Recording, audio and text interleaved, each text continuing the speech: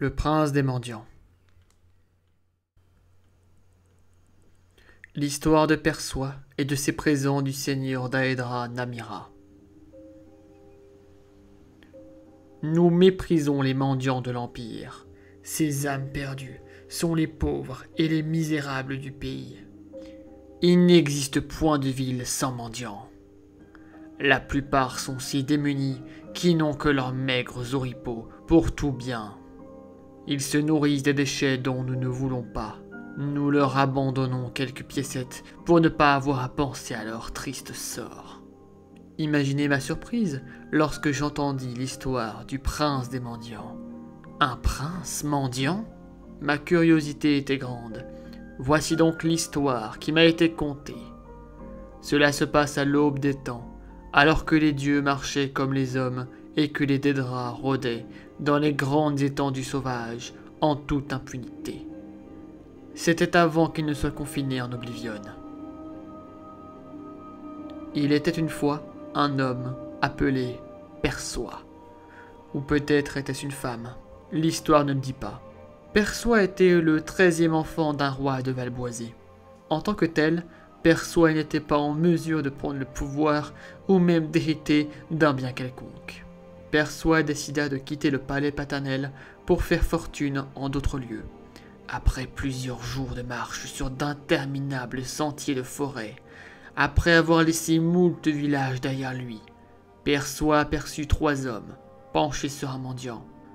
Emmitouflé dans d'affreux haillons, il était couvert de la tête aux pieds. Pas le moindre pouce de son corps n'était visible. Les hommes s'apprêtaient à l'assassiner. Perçois poussa un cri de rage et d'indignation et se jeta sur les hommes en dégainant son épée. Simples citadins, armés de fourches et de faux, les malfrats prirent la fuite face à ce personnage en armure, armé d'une épée luisante. « Merci de m'avoir sauvé la vie. » Souffla une voix rauque provenant du tas de hardes. L'odeur nauséabonde incommanda fortement Perçois. « Comment t'appelles-tu, pauvre air ?» Je m'appelle Namira. Contrairement aux gens de la ville, Perçois était cultivé. Si ce nom ne leur disait rien, Perçois le connaissait bien, lui.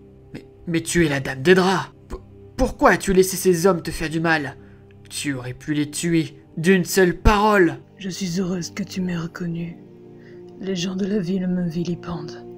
À défaut d'être connu par mon nom, je le suis par mes attributs. Perçois savait que Namira était la dame Dédra, régnant sur la vulgarité et la crasse. Les maladies telles que la lèpre et la gangrène relevaient de son domaine.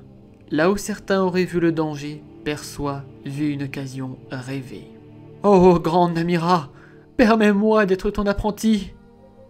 Je te demande seulement de m'accorder le pouvoir de faire fortune et de me forger un nom qui perdurera à travers les âges. » Que nenni, je fais cavalier seul. Je n'ai point besoin d'apprenti. Namira descendit le chemin d'un pas traînant. Il en fallait plus pour décourager Perçois. D'un bond, il se retrouva aux pieds de Namira, la suppliant de l'accepter comme apprenti. Pendant 33 jours et 33 nuits, Perçois lui servit ses arguments. Namira ne disait mot, pas plus que les paroles de Perçois ne tarissaient. Enfin, le 33e jour, la voix de Perça se cassa. Namira regarda la silhouette devenue silencieuse. Perçois s'agenouilla dans la boue à ses pieds, en tendant les mains en signe de supplication. On dirait que tu as terminé ton apprentissage. Je vais répondre à ta requête. Perçois sentit la joie monter en lui. Je t'accorde le pouvoir de la maladie. Tu peux choisir d'être affligé par le mal de ton choix. Tu peux en changer quand bon te semble, tant qu'il représente des symptômes visibles. Tu dois toujours être atteint par une maladie au moins. Je t'accorde le pouvoir de pitié. Tu attireras la pitié de tous ceux qui te regarderont. Enfin, je t'accorde le pouvoir de l'indifférence. Les autres peuvent être indifférents à ta présence si tu le souhaites. Perçois était consterné. Il n'y avait là rien qui lui permît de faire fortune.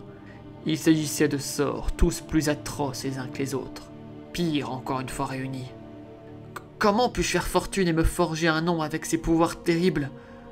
Comme tu as mendié à mes pieds pendant 33 jours et 33 nuits, tu mendieras ta fortune dans les villes des hommes. Ton nom deviendra une légende parmi les mendiants de Tamriel. L'histoire de Persua, le prince mendiant, sera transmise de génération en génération. Il advint ce que Namira prédit. Persua devint un mendiant d'excellence. Personne ne pouvait jeter un regard sur lui sans jeter une pièce à l'amas de haillons qu'il formait. Par ailleurs, Persua découvrit que le pouvoir de l'indifférence lui donnait accès aux mystères des royaumes.